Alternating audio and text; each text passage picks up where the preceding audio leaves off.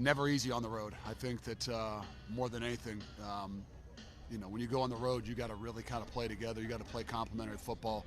That was a really good football team that obviously had been playing really well in the last 6-7 weeks.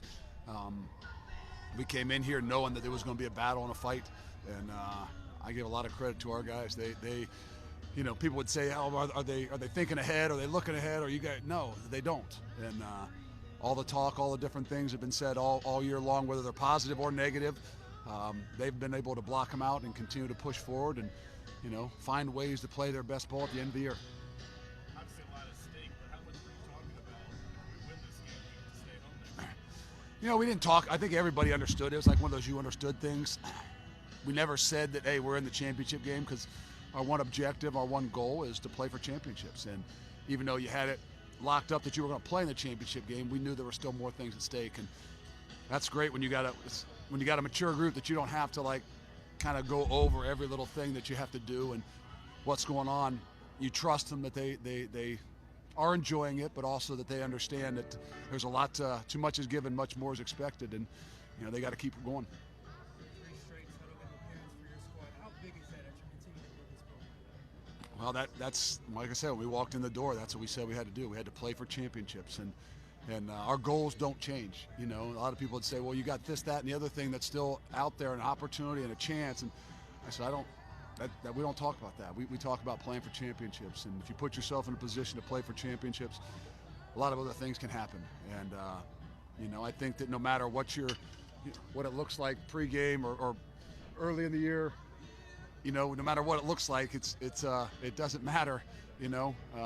Based on your expectations and different things like that, it's not going to change. I think our guys understand the consistency that we expect, and we don't change what it is we're doing as well. We talked a lot about teams kind of giving you their best shot. You kind of took that in the first quarter, and then seemed to really set in the second quarter. Was it the case of that, or was it something else? This is a good football team, and I think we got some really good shots early in the year against teams that maybe were struggling a little bit.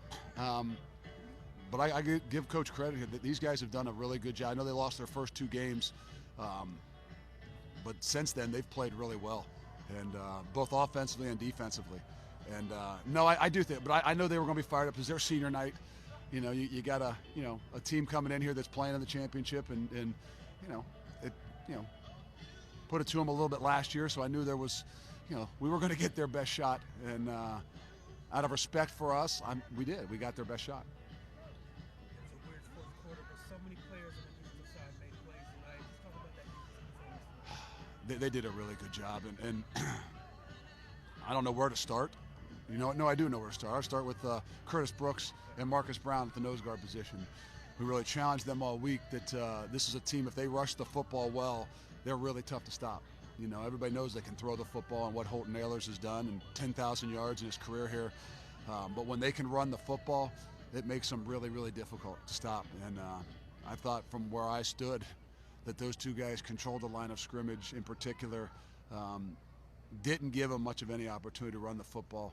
And I know there's a lot of the people that had to do with that too, but those 2 guys in particular, I know that the challenge was on them, and I think they played really well. Probably don't want to talk about it too much, but what has Arquan figured out on field goals? I don't know, but we just got to make sure he's onside. I guess we got to check with all the officials now to make sure that they're onside, because they said they were, and then some way, somehow, he wasn't. But he's, I don't know. Maybe he has. I don't know. Maybe we didn't have him out there earlier in the year. Maybe he was the guy that came off the field as the nickel guy early in the year. But if that's the case, then Coach Mace was making a lot of mistakes early in the year.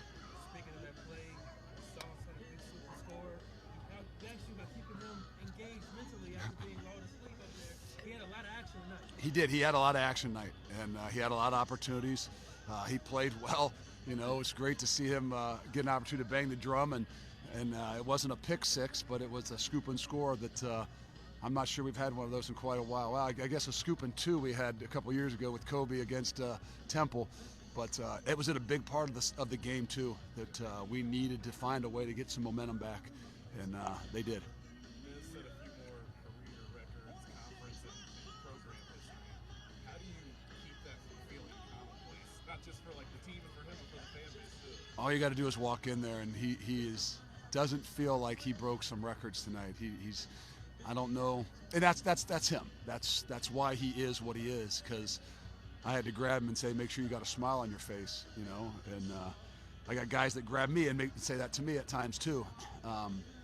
But he knows it's not commonplace, but he also knows that, you know, he's got an expectation for himself, and that's what you love about him. And you know, so I don't even know what he broke. I didn't know when they threw water on it. We had never been 12-0. I'm like, I don't know. This was one game. This was a game to get ourselves to the championship, to be able to play at home. That's the only thing I really knew. And you know, Des is kind of that way too, I think. He doesn't look at stats. He doesn't look at the things he's done. I think he just looks at each week and how he can find ways to get better. And, you know, that's why he continues to grow. One more for Coach. You're thinking that you probably could have made it a little easier on yourself. You got twice inside the 5, and you give it up, and you're really ready for Yeah, I mean, not to mention the first, we block a punt on the first kick, and we get nothing out of it. And you know, and then we get inside the 5 right before half, and we fumble the football and get nothing out of it. And then the defense gets a big turnover, and we get down there on the 5 or 2 and get nothing out of it. So those are all things that we know we can do a lot better. And that's why I think that this team is where they are right now, because they see those things and they find ways to get better. A couple weeks ago, we came out the second half defensively and did not play very well. The focus, we gave up some big plays at South Florida in the second half, and you know, we learned from it. So I know that in particular Des, but all of us will learn from, you know, some of those situations tonight that you know, we're going to have to do a better job of. Hey, that's all right. That's dope. But Vic said that that's not even something that ever seems important to you. yeah, no, I mean, you know, that's one of the reasons why I did come back. You know, it was to break records and leave my name in UC history and UC legacy. But yeah, I'm more of a team goal, team-oriented guy. You know, with team success comes individual success, and Coach Fickell has told me that, and has told all of us that from day one. And you know, it's literally just fallen into place at this point. Speaking of team success, back-to-back undefeated regular seasons, that's not easy. That's a hard feat. How do you feel about that? I feel good. It was a little easier last year because I think we had 3 less games. But you know, it's just a testament to all the hard work and dedication that we put in the off season. You know, shout out to Coach Brady, Aaron, and Michelle, and all the trainers that help us to get to the point to where we're at, to where we're able to go throughout all 12 games. And, you know, we got another one, and you know, we got to finish strong. You referenced last week after the game, like you hoped that wasn't your last game in Nippert. Obviously, you guys are getting another one. How much was that in the back of your head and everyone's head this week? You know, it was definitely a huge push for us because, you know, if we came in here with no energy, nothing to work for, then, you know, we're going to come out here and get rolled. It's ECU senior night. You know, they're hyped up, bringing a top 10 team into their stadium.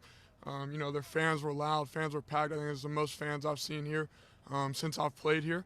And, you know, like I said, if we had to come in with something. So, you know, I told the guys earlier this week that, you know, we got to get this one to come back home. And, you know, I think it meant something to them too. Jerome had that one run where he went inside, bounced off a few guys, like 20-something yards.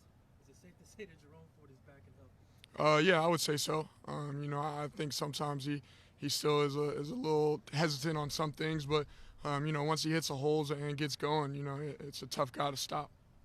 Vic has talked about other teams giving you guys their best shot. You guys kind of then settled in the second quarter. I think you were like 9 for 9 at one point with 2 touchdowns, 200 yards. What clicked for you in that second quarter? I mean, it was just coming. We started to go a little tempo, catching them off guard. It gave our O-line some time to kind of sit and work things out. And you know, speaking of the O-line, they did a tremendous job giving me time, being able to sit back and make my reads and make my coverage, make my reads. And so, yeah. Thoughts on Fick going back up to the Raptors again? Oh, it was great. We had a meeting on, I think it was like Monday, about, you know, what our schedule was going to be. And, you know, he was talking to us about this and that. And I said, Coach, you know, as long as you're up in the Raptors at the end of the game on Friday, you know, we're all going to be happy. We're all going to be celebrating. Yeah, I've seen him try to. I don't know if last year or whatever it was 2 years ago where there were pull-ups, but he decided to bust out a little pull-ups this time, make sure we knew that he was still strong. And then, you know, his post-game speech sounded like he was a little winded. I'm not gonna lie, but we'll give him the benefit of the doubt.